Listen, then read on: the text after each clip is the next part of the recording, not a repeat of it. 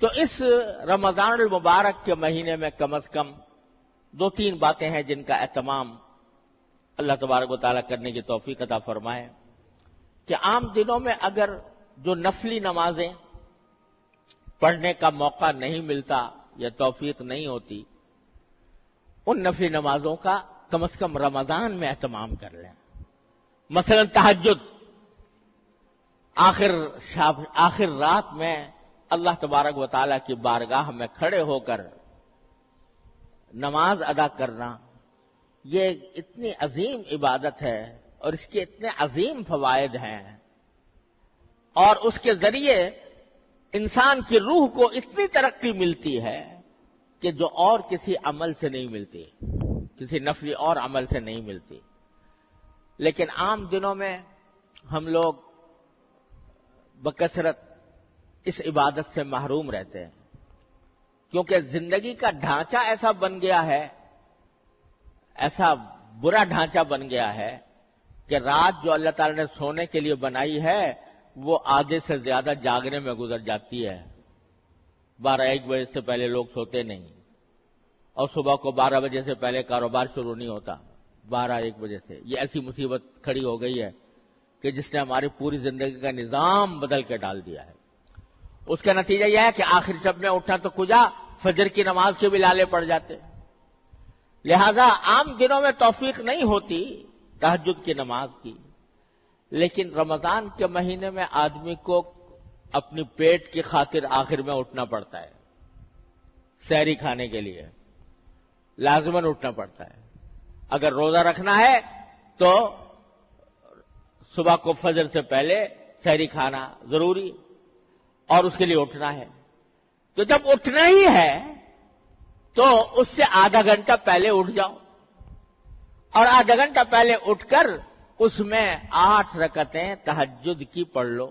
اللہ تبارک و تعالیٰ کی بارگاہ میں حاضری دے دو، اور وہ دعا، وہ وقت دعا کی قبولیت کے لیے بڑا نادر وقت. تو 8 رکعتیں پڑھ کر اللہ تبارک و تعالیٰ سے دعا مانگے، اور اس میں یہ بھی دعا مانگ لے کہ یا اللہ آپ نے اس وقت توفیق دے دی ہے رمضان میں یہ کام کرنے کی، یا اللہ مجھے باقی اوقات میں بھی، باقی زندگی کے اندر بھی توفیق عطا فرما دی. تو تہجد کی نماز جو عام دنوں میں نہیں ہوتی، ان دنوں میں کوشش کر لیں کہ ہو جائے. اشراق کی نماز ہے، یعنی طلوع آفتاب کے بعد جب آفتاب جو ہے ذرا بلند ہو جائے، تقریباً 12-15 منٹ کے بعد 2 رکعتیں یا 4 رکعتیں اشراق کی پڑھنا مسنون ہے، نفل ہے. عام دنوں میں توفیق نہیں ہوتی، اس زمانے میں کر لیں.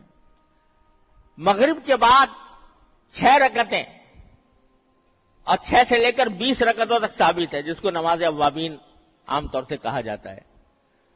وہ عام دنوں میں توفیق نہیں ہوتی، رمضان میں اس کا اہتمام کر لیں. تو جو نفلی نمازیں عام دنوں میں پڑھنے کا موقع نہیں ملتا، تو کم از کم ان نمازوں کا اہتمام کر کے ان دنوں میں ادا کر لی جائے.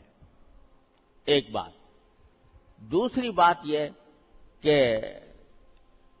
قرآن کریم کی تلاوت، قرآن کریم کو رمضان کے مہینے سے خاص نسبت ہے. جو آیت میں نے ابھی آپ کے سامنے پڑھی تھی، اس میں اللہ تعالیٰ نے فرمایا کہ رمضان کا تعارف کراتے ہوئے، اس کی عظمت کا بیان کرتے ہوئے اللہ تعالیٰ نے فرمایا کہ اس کی خصوصیت یہ ہے کہ ہم نے اس رمضان کے مہینے میں قرآن نازل کیا. کیسے نازل کیا کسی وقت اور تفصیل سے عرض کروں گا انشاءاللہ. لیکن اللہ تبارک و تعالیٰ نے قرآن کریم کو نازل کرنے کے لیے اس مہینے کا انتخاب فرمایا، رمضان کے مہینے کا. تو اس لیے اس مہینے کو قرآن کریم سے خاص نسبت ہے. اور نبی کریم سرور دو عالم صلی اللہ علیہ وسلم ہر رمضان میں حضرت جبریل امین علیہ السلام کے ساتھ قرآن کا دور کیا کرتے تھے. کیا نظارہ ہوتا ہوگا کہ جبریل امین علیہ السلام جو قرآن لانے والے ہیں وہ پڑھ رہے ہیں اور نبی کریم صلی اللہ علیہ وسلم سن رہے ہیں، اور نبی کریم سرور دو عالم صلی اللہ علیہ وسلم تلاوت فرما رہے ہیں اور جبریل امین علیہ السلام سن رہے ہیں. اس طرح دور ہوتا تھا رمضان کے مہینے کے اندر قرآن کریم کا، تو اللہ تبارک و تعالیٰ نے یہ قرآن کریم کو خاص نسبت عطا فرمائی ہے رمضان کے مہینے سے، اس لیے اس میں جتنا زیادہ سے زیادہ ہو سکے تلاوت کا آدمی اہتمام کرے۔ جن لوگوں کی تلاوت صحیح نہیں ہے، حروف کو تلاوت کے آداب ہیں، تلاوت کا طریقہ یہ ہے کہ جو حروف ہیں وہ صحیح طریقے سے ادا ہوں، جن کی ابھی تک وہ صحت نہیں ہے تو کسی سے اس زمانے میں صحیح طریقے پر تلاوت کرنے کا طریقہ سیکھ لیں۔ کل 29 حرف ہیں الف سے لے کر یا تک، ان میں بھی بیشتر حروف وہ ہیں کہ جن کو نکالنے کے لیے کوئی مشقت کرنے کی ضرورت نہیں، خود بخود نکل آتے ہیں۔ چند حروف ہیں کہ جن کا تلفظ صحیح کرنے کی ضرورت ہے، مثلا ہم لوگ سا اور سین اور صاد ان میں اردو میں بولتے ہوئے کوئی فرق نہیں کرتے، لیکن قرآن کریم میں سا الگ طرح پڑھی جائے گی، سین الگ طرح پڑھا جائے گا، صاد الگ طرح پڑھا جائے گا۔ کس طرح ان کے درمیان کیا فرق ہے، کس طرح نکالا جائے؟ زال اور زا اور غا اور غاد، یہ 4 حروف ہیں، ان کے اندر کیسے فرق کیا جائے، کس طرح کو صحیح نکالا جائے، یہ ہر مسلمان کے ذمے اس کا سیکھنا فرض عین ہے۔ لوگ اس میں بڑی غفلت میں مبتلا ہیں، جیسا چاہا قرآن شریف پڑھ لیا، لیکن یہ فرض عین ہے کہ آدمی اس کو صحیح تلفظ کے ساتھ پڑھنے کی کوشش کرے۔ تو اگر کسی کا تلفظ صحیح نہیں ہے تو اس رمضان کے مہینے کے اندر اس کا تلفظ صحیح کر کے تلاوت کا زیادہ سے زیادہ وقت جو ہے وہ تلاوت میں گزارا جائے۔ تیسری بات یہ کہ یہ اللہ جل جلالہ کے ساتھ تعلق قائم کرنے کا مہینہ ہے، لہذا اس میں ذکر جتنا زیادہ ہو سکے، کثرت سے ذکر، چلتے پھرتے اٹھتے بیٹھتے کوئی نہ کوئی ذکر زبان پر رہے، اور اس میں سب سے اچھا یہ ہے، یوں تو جو بھی ذکر زبان پر آ جائے، سبحان اللہ، الحمدللہ، درود شریف، استغفار، جو ذکر بھی زبان پر آ جائے، لیکن تیسرا کلمہ سبحان اللہ والحمدللہ ولا الہ الا اللہ واللہ اکبر ولا حول ولا قوت الا باللہ العلی العظیم، اس کے بڑے عظیم فضائل ہیں۔ رمضان المبارک کے مہینے میں جتنا ہو سکے اٹھتے بیٹھتے چلتے پھرتے کھاتے پیتے ہر حال میں اس ذکر کی کثرت کی جائے۔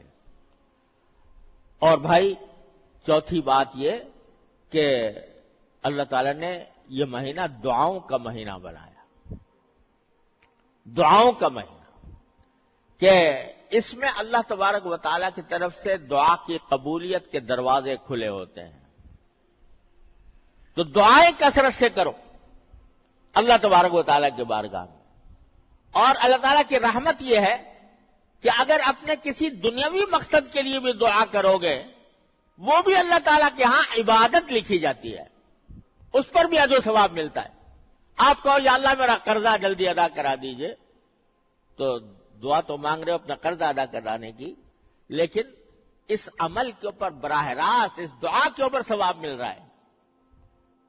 قرض جب ادا ہوگا، لیکن اس دعا کرنے سے فوراً تمہارے نام اعمال میں ایک عظیم نیکی کا اضافہ ہو گیا، اس پر اللہ تعالیٰ جزا عطا فرمائے گا۔ الدعاء هو العبادہ، ایک حدیث میں فرمایا گیا، دعا بذات خود عبادت۔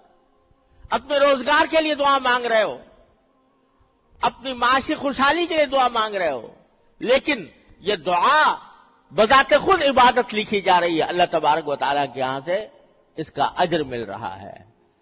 تو دعاؤں کی کثرت، اور بزرگوں کا ایک معمول یہ رہا ہے کہ عصر کے بعد آدمی اگر مسجد میں نماز پڑھنے کے لیے جائے تو اگر وہیں پر اعتکاف کی نیت سے بیٹھ جائے مغرب تک، اور اس میں جتنی تلاوت کی توفیق ہو تلاوت کرے، کچھ ذکر کرے، دعائیں، مناجات مقبول جو نبی حضرت حکیم الامت مولانا اشرف علی صاحب تھانوی رحمۃ اللہ علیہ کی مناجات ہے، دعاؤں کا مجموعہ ہے، وہ پڑھے، اور پھر باقی وقت اللہ تعالیٰ سے اپنے حاجات مانگنے میں گزار دیں، یہاں تک کہ افطار ہو جائے۔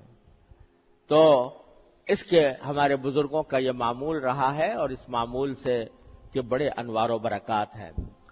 تو کوشش کی جائے کہ اپنے اوقات کو زیادہ سے زیادہ فارغ کر کے جتنا وقت مل سکے وہ اللہ تعالیٰ کی عبادت میں صرف کیا جائے. تو انشاءاللہ اللہ تعالیٰ کی رحمت سے امید ہے کہ یہ رمضان ہم سب کے لیے خیر و برکت کا ذریعہ بنے گا، ہمارے گناہوں کی مغفرت کا ذریعہ بنے گا، ہمارے لیے انشاءاللہ ترقی درجات کا ذریعہ ہوگا.